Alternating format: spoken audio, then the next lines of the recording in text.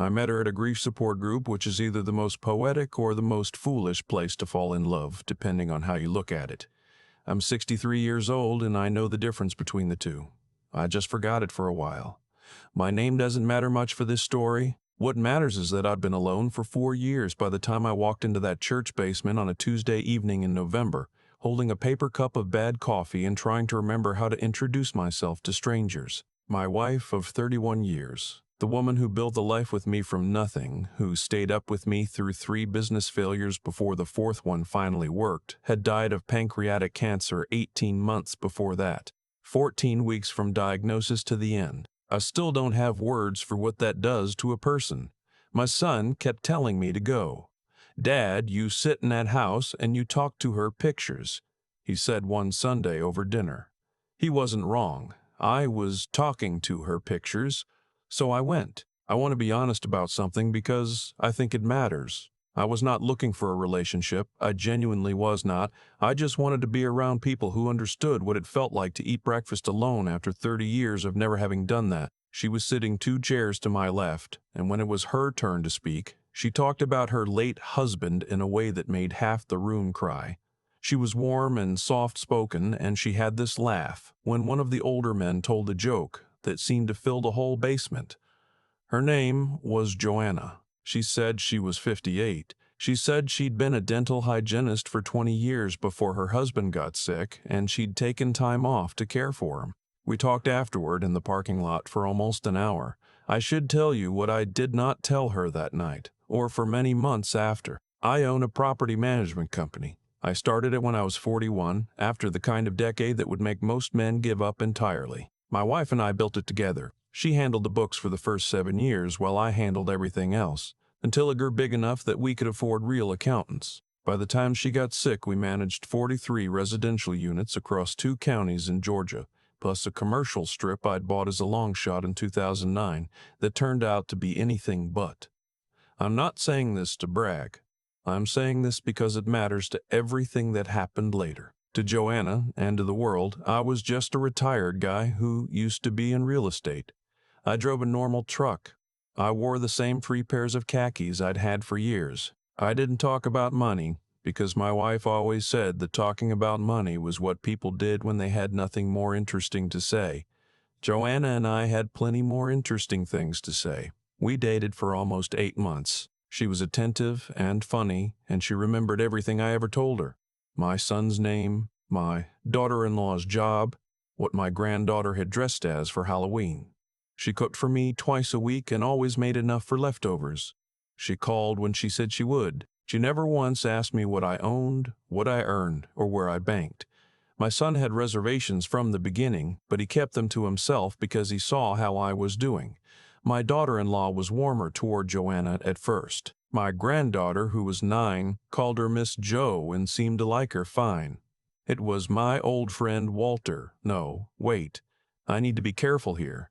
It was my oldest friend, a man I've known since high school, who pulled me aside about 6 months in. "I'm not trying to rain on this," he said. We were sitting on my back porch, and he was watching the tree line the way he does when he's about to say something he's been rehearsing.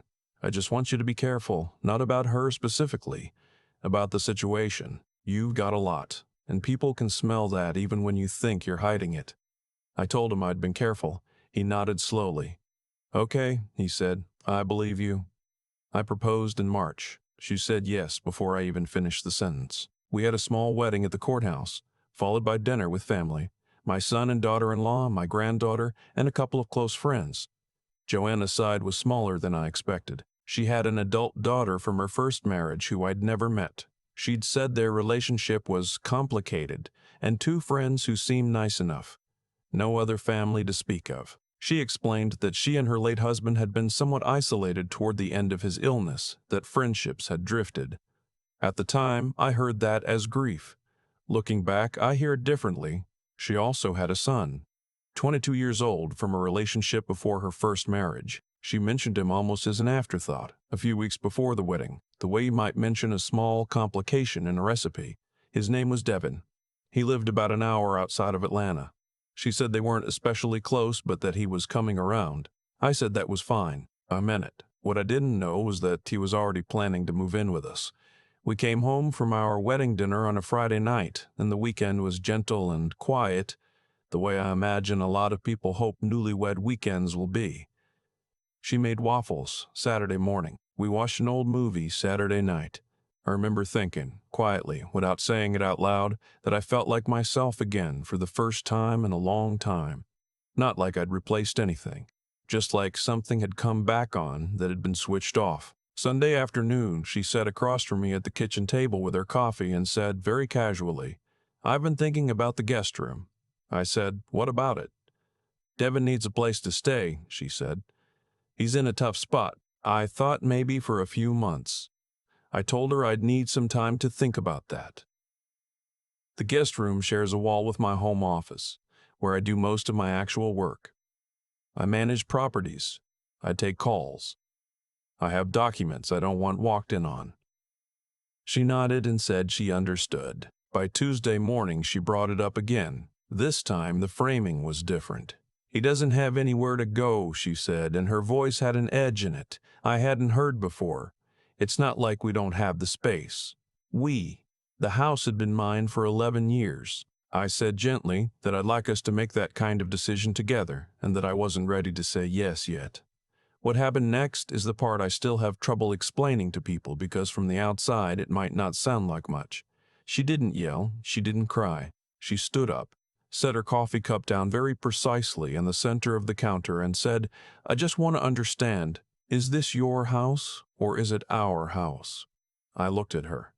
The way she said it, the timing of it. We had been married for 4 days. Something shifted in me that I can't fully describe. It was like a temperature change, like walking from one room into another and the air is just different. I said, "Of course it's our home," and I smiled, and I meant absolutely none of it. That afternoon, while she was on a call with her daughter, I drove to my attorney's office without an appointment and sat in the waiting room for 40 minutes until he could see me.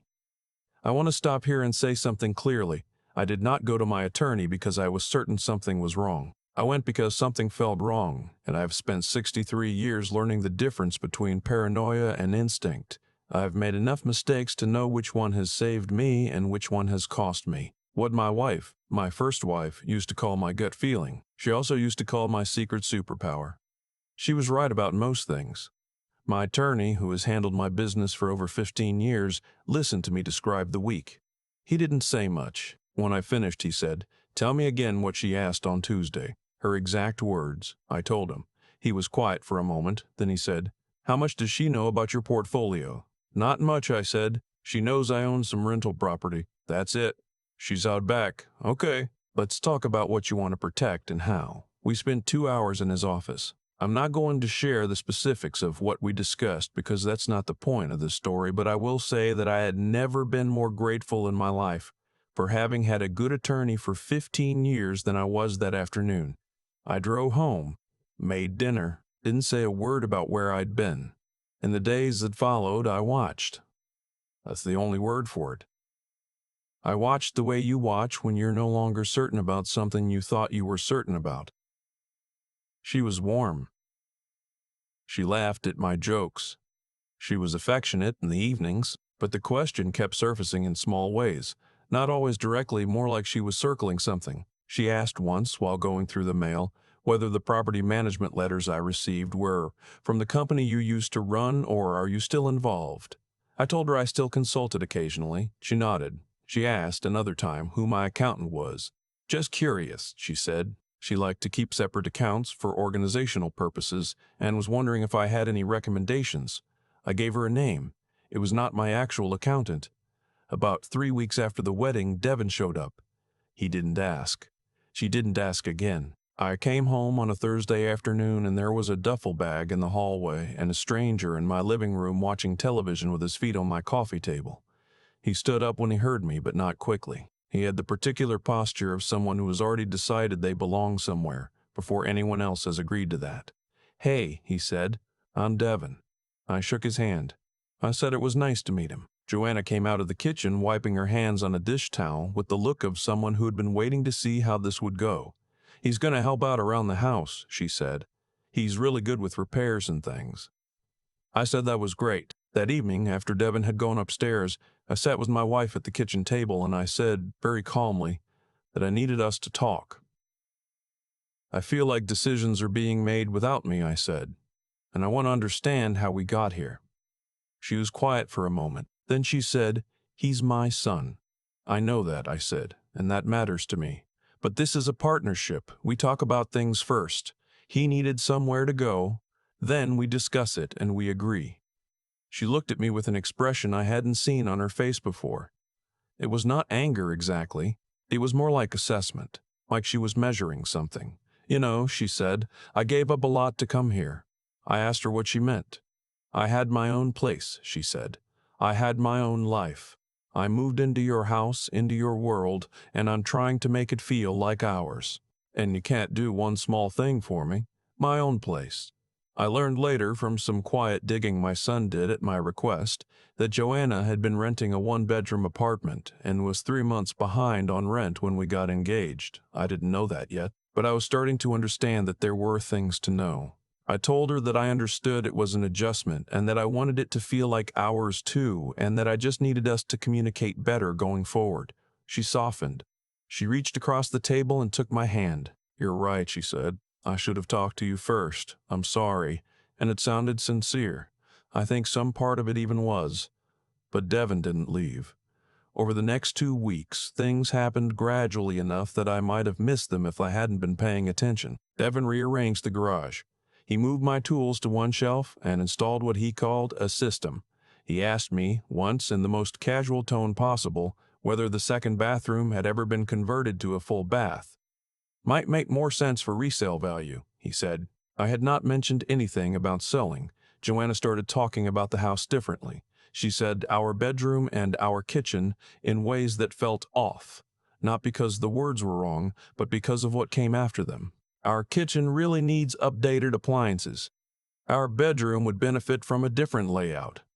She asked on a Saturday morning in April about estate planning.